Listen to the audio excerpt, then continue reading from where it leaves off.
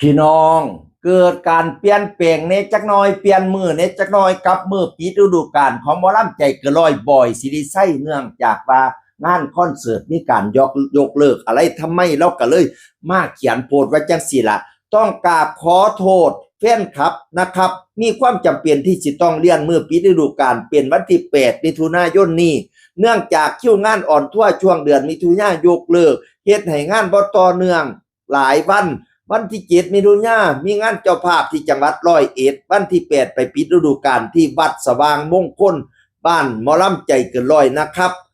หลายท่านอาจจะเสียความตั้งใจเพราะได้วางแผนเรื่องการเดินทางการล่างงานและอื่นๆไว้ต้องกราบขออภัยจากใจจริงนะครับเนื่องจากคิวอ่อนทั่วในกรุงเทพมหานครที่ว่างไว้10คิวยกเลิกจึงทำให้เดือนมิถุนายนมีงานวันที่7เพียงมือเดียว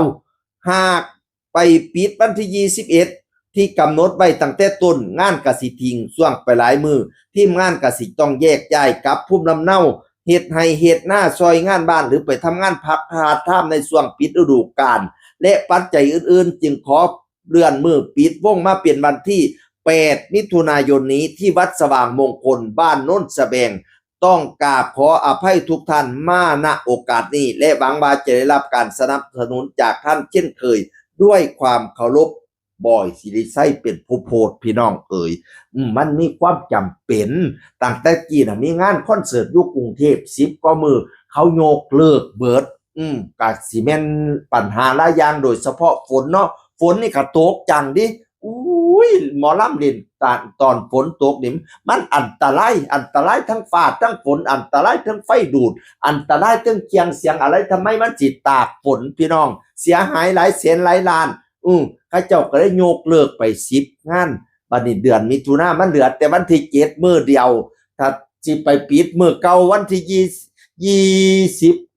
21ที่กำหนดไว้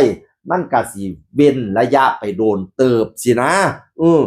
บัดนี้นี่น้องๆนักแสดงเขาก็อยากกลับบ้านไปเฮ็ดให้เฮ็ดหน้าไปซอยกันซอยงานพ่อแม่เขาบางคนก็ไปรับงานพาร์ทไทม์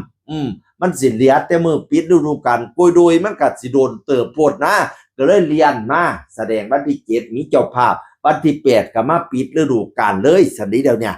หลายคนก็เข้าใจบอกว่าไม่เป็นไร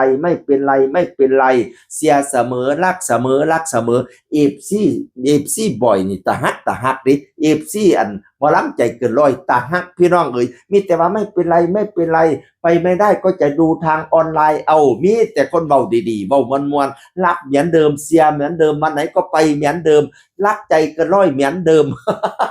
โอ้ยเอฟซีเราตาฮักเป็นตาได้พี่น้องเอ๋ยนั่นละวันที่8เด้อมีมือปิดฤดูกาลบ้านโน้นสะแบงบ้านหมอลำใจเกินร้อยวัดสว่างมงคลพนาวาฮิตไปพี่น้อง